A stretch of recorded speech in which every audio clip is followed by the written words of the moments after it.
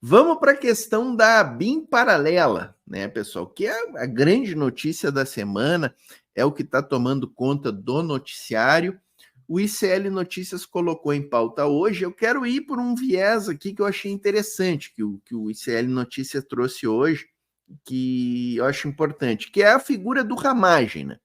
Vamos focar na figura do Ramagem. Estou trazendo esse primeiro vídeo aqui, que foi o editorial do programa de hoje, com o Chico Pinheiro. E na sequência eu estou trazendo um vídeo da Juliana Dalpiva, no programa da manhã, com a Gabriela Duarte, hoje, o Em Detalhes, num vídeo que é especificamente quem é Ramagem. A Juliana Dalpiva vai trazer detalhes de quem é essa figura aí, esse personagem central aí do noticiário da semana, né, pessoal? Vamos abrir com esse editorial aqui do Chico no ICL Notícias, que eu gosto muito. Um cara, Chico Pinheiro é coisa nossa, né, pessoal? Chico Pinheiro é coisa muito nossa.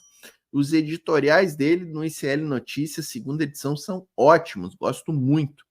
Antes de soltar aqui, né, pessoal, deixa a curtida e diga no chat de que cidade estão assistindo. Importantíssimo para a gente ganhar do algoritmo.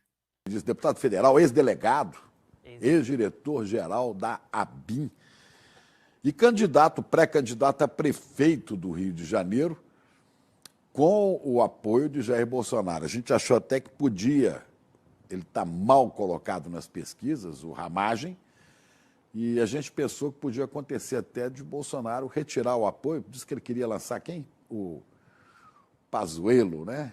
Vamos ver, né? Grande estrategista, especialista em logística. Pazuello da logística, o cara que é coautor do genocídio, né? O Pazuello, 700 mil mortos na Covid com o Pazuello de ministro da Saúde, né? Logística, o general Pazuello, né? O sargento Garcia de Bolsonaro. Eu lembrei do Zorro aqui. Lembra do sargento Garcia? Pois é, ele queria lançar o Pazuello, mas ele acaba ficando mesmo com o Ramagem. Ramagem que diz, a gente falou disso aqui ontem, né? Que diz que Bolsonaro sabia que ele gravava reuniões, mas Bolsonaro estava a pé da vida, que disse que não sabia de nada. Mas hoje o Bolsonaro chegou a gravar, aí sim, um vídeo reiterando o seu apoio a Alexandre Ramagem. Será por quê, hein, Gabi? Por que Bolsonaro mantém este apoio? Um candidato que vai mal das pernas e que não merece, se é verdade, né, que ele gravou aquela reunião sem o Bolsonaro saber, não deveria merecer confiança. Mas ele sabe demais, né, Chico? Ele sabe muito. E eu espero que o que ele sabe, ele tenha falado hoje. Chegou às 3h20 da tarde na Polícia Federal, onde foi prestado depoimento, e nós ainda não sabemos o que foi que ele disse lá. De qualquer maneira, ele deve ter combinado para falar tudo direitinho, para não haver, né, contradições nessa fala. Ele é acusado, entre outras coisas, de espionagem ilegal, usando a ABIN não como um aparelho do Estado republicano, usando a ABIN como agência de bisbilhotagem, principalmente para proteger um dos filhos de Bolsonaro, né, Flávio Bolsonaro.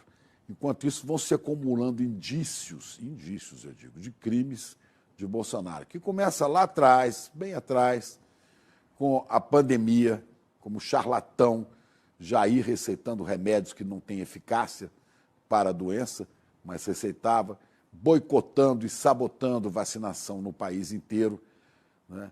Depois tem a história da falsificação do cartão de vacinas, e tem a história das joias roubadas, e tem a história maior de todas do golpe, tentativa de golpe de 8 de janeiro, que é atribuída a ele a liderança desse movimento.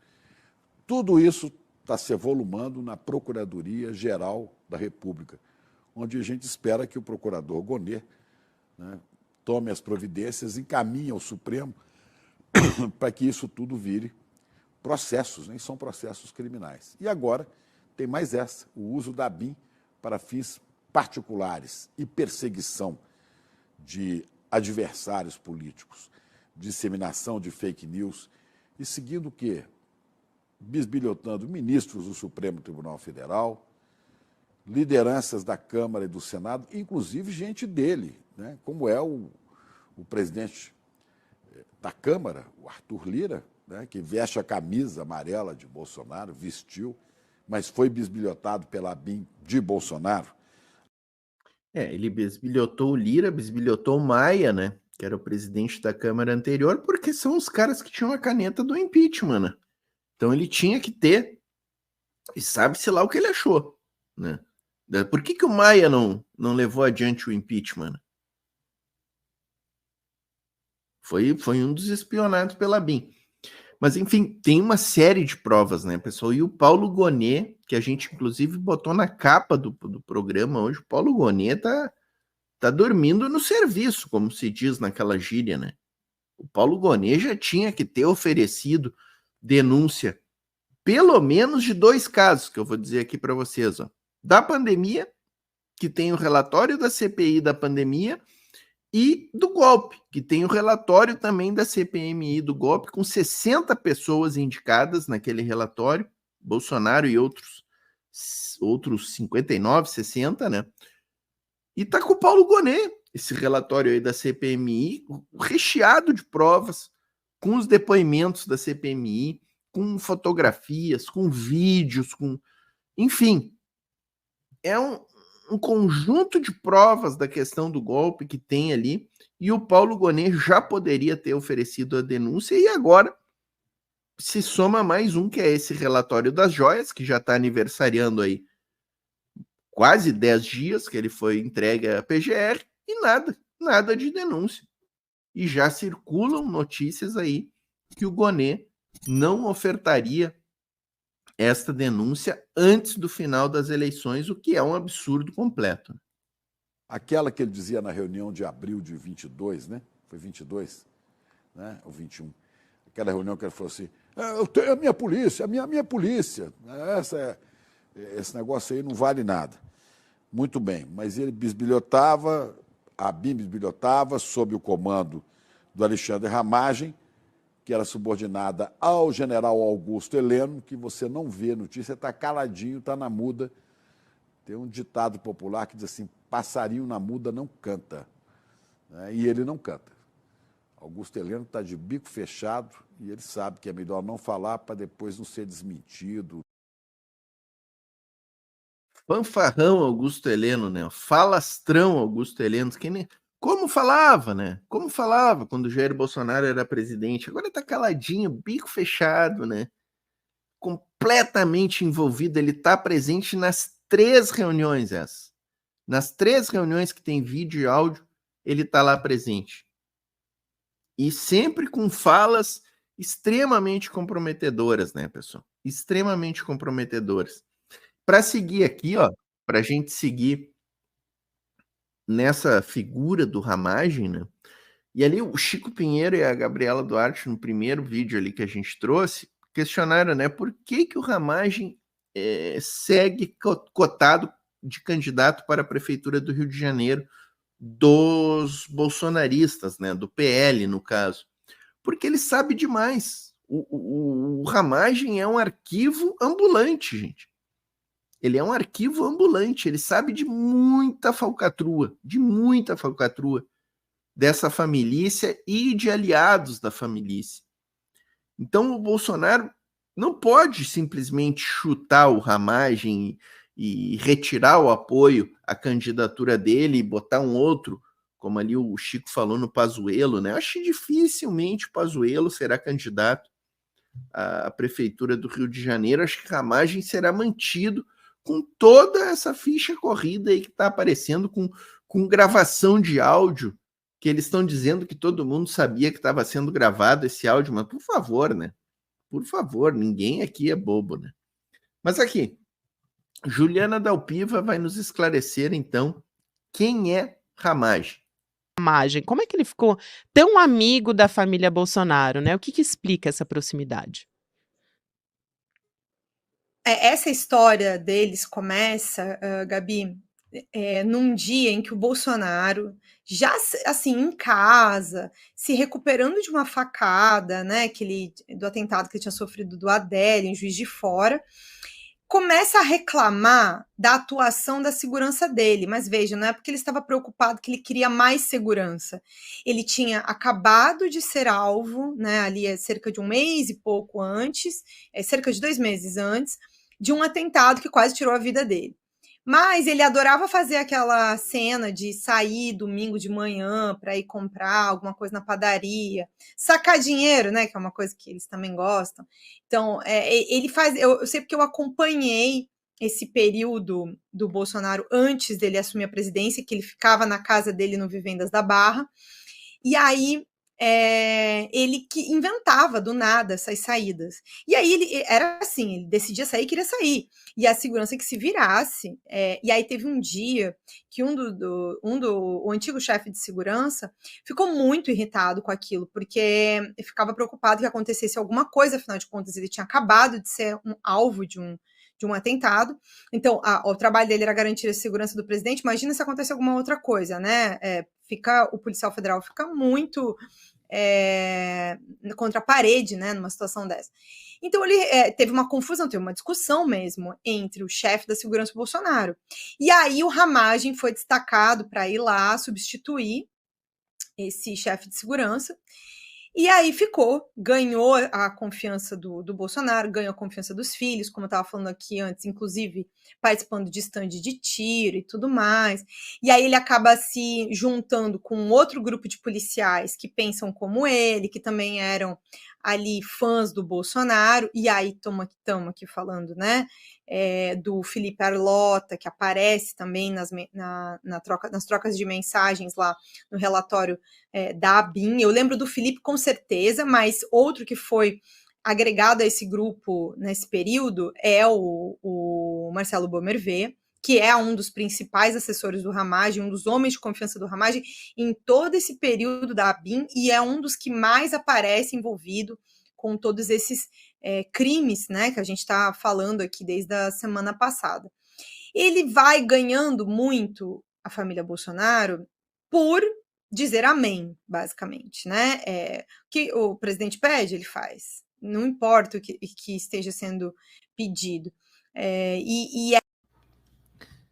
Como diz o 5º artigo aqui nos comentários, ó.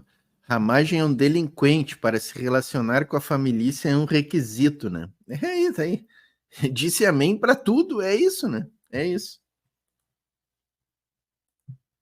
E aí começa essa conexão, né? O Carlos indica os ex-assessores dele e do Bolsonaro que atuavam nessa rede criminosa de ataque a adversários políticos na internet, via meme, com conta falsa, com página falsa, né, com perfil falso.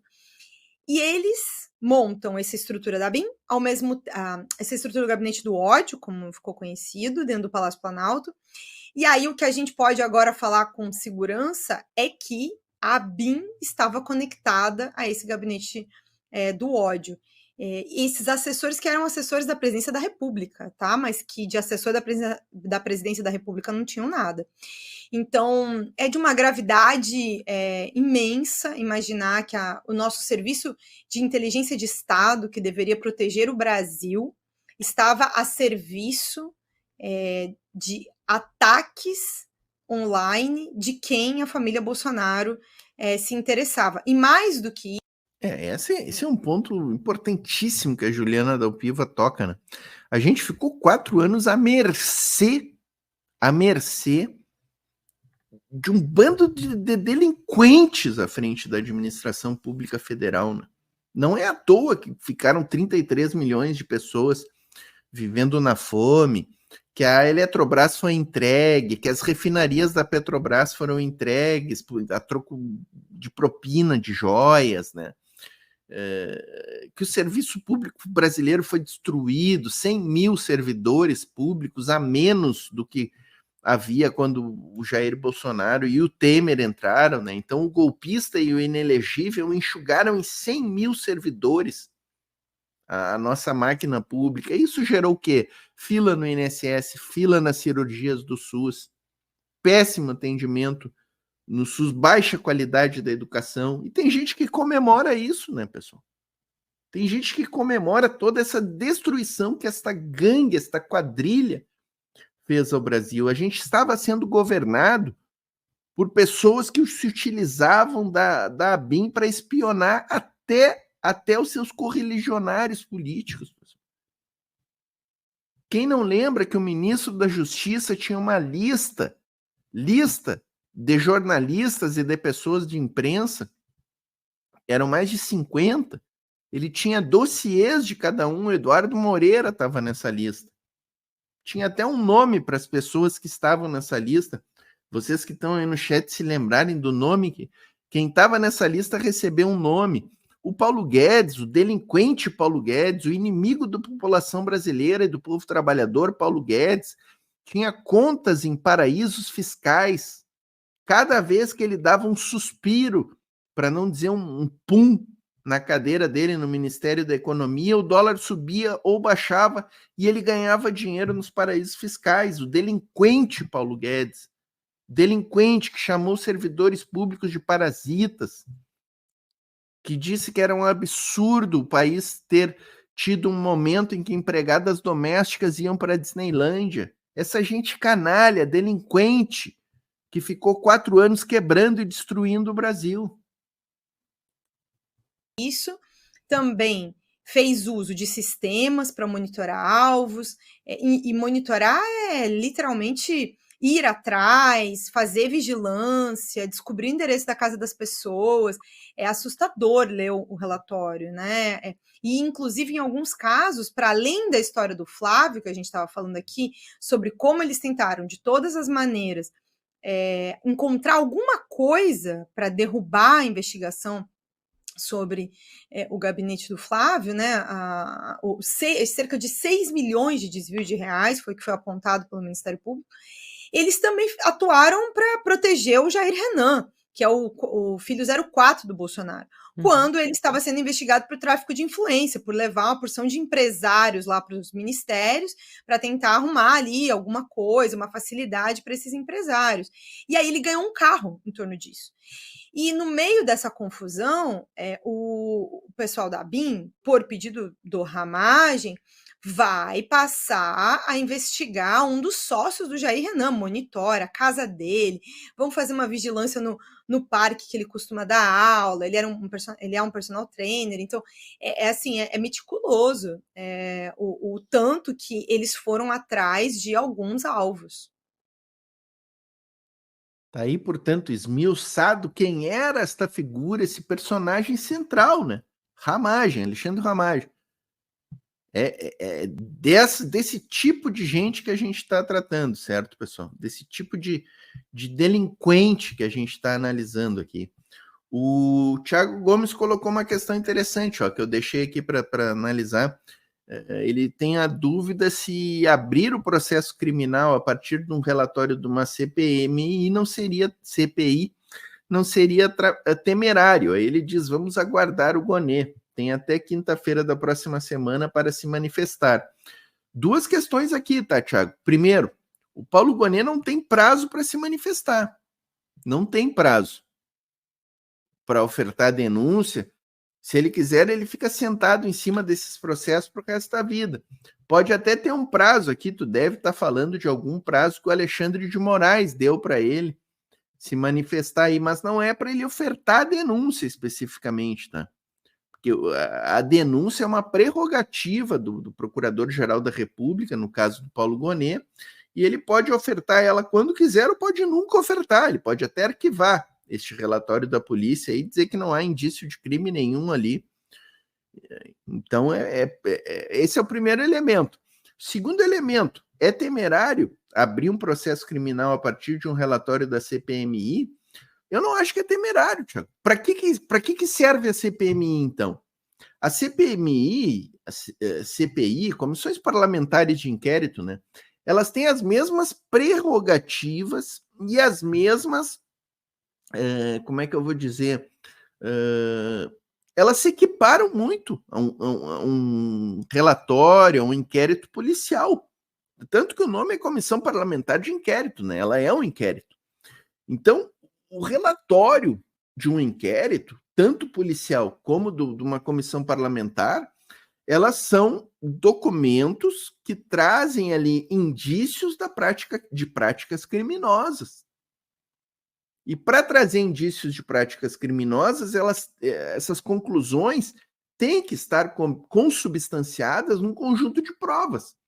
a CPI da pandemia e a CPMI do golpe tem horas e horas de depoimentos, tem vídeos, tem fotografias, tem provas, tem relatórios, tem trocas de e-mail entre a polícia do DF e o Anderson Torres, aquele que era ministro da Justiça na época, o chefe da polícia rodoviária que está preso, o próprio Bolsonaro tem a própria reunião, né? Aquela reunião do golpe tá arquivada na CPMI, aquela reunião do golpe é um dos documentos de prova.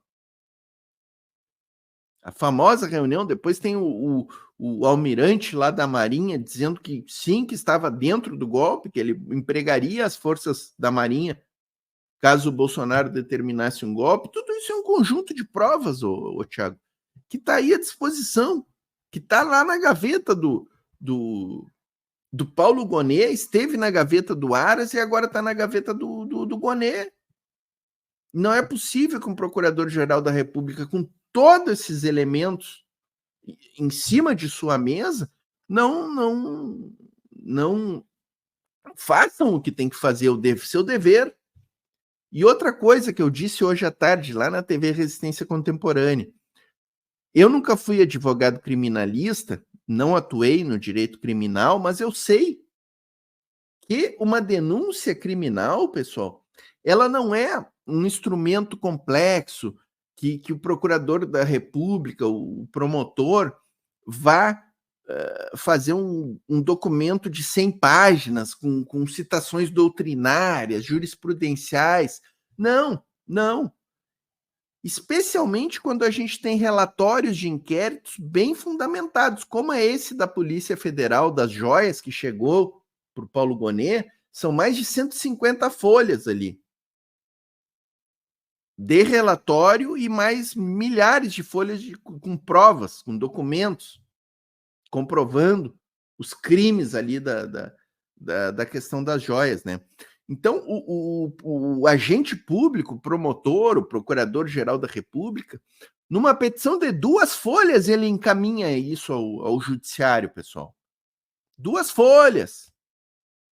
Aliás, eu tenho amigos meus que são promotores que me disseram que quanto menor for o documento da denúncia, quanto menos folhas ele tiver, quanto menos detalhes ele tiver, é melhor para o curso do processo. Então, realmente, o senhor Paulo Gonet está atrasado com o seu serviço. E tem que ser cobrado. Tem que ser cobrado. Galera, assim, para encerrar esse tema aqui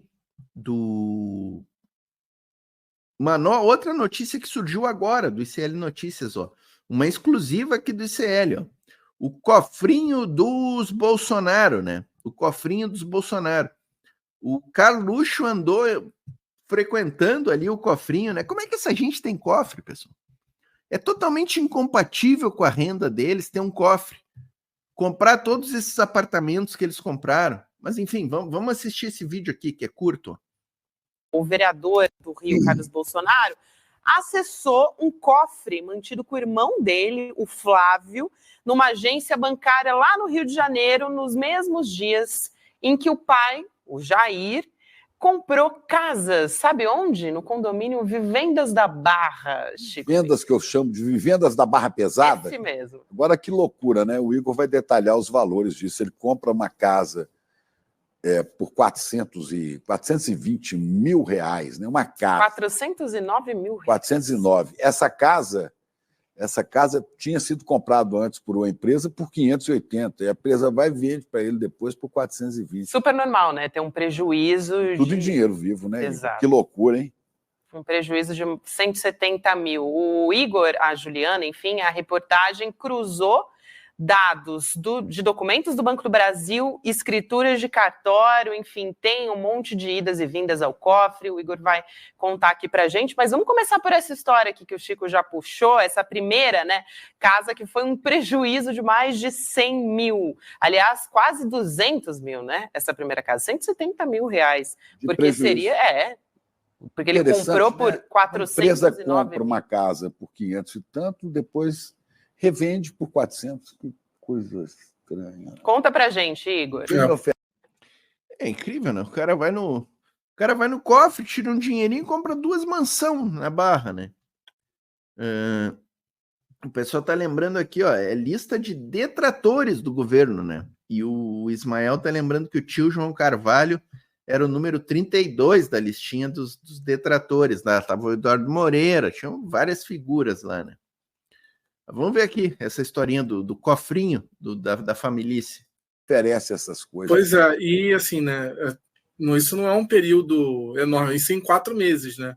A empresa comprou por 580 mil e vende para o Bolsonaro essa casa 4 meses depois por 409 mil. Assim, esse negócio aconteceu em 2009 e nesse dia, como a Gabi falou, a gente identificou que o Carlos Bolsonaro deu um pulo no caixa, no cofre que ele mantinha numa agência bancária. Que é um caixa, né, o Igor? Eu adorei o ato falho, porque realmente... É verdade, acaba funcionando como um caixa, né? Mesmo. Ia ser uma caixa de sapato cheia de dinheiro, que ficava lá dentro do cofre. Nada. No contrato, que a gente inclusive tem o print aí da assinatura do Carlos no contrato, eles fizeram questão de um cofre tamanho grande. Era o maior disponível. Olha. Esse é só um dos casos, tá? Porque essa empresa teve esse prejuízo. E aí depois foi em 2012 também, né, Igor? Para a gente detalhar um pouco mais aqui, um segundo imóvel que ele comprou no mesmo condomínio, lá no Vivendas da Barra. E é onde o Carluxo mora também, né? Onde morava o Rony Lessa, é bom lembrar. Isso. O cara que matou a Marielle. Isso mesmo. E o Anderson.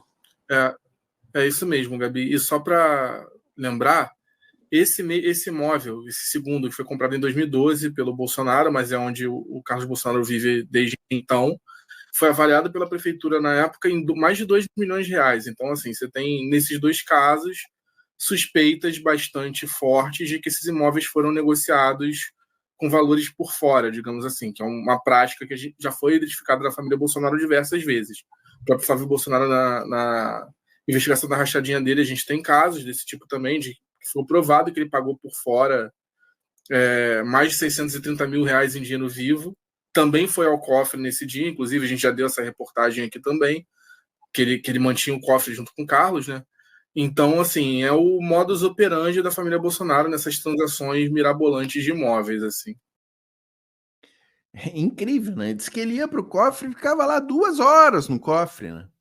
Fazendo o quê, né? 2 horas dentro de um cofre. A gente, olha, não sei o que tem na cabeça, né? É uma delinquência impressionante, né, pessoal? O modus operandi, diz ali o Igor, né?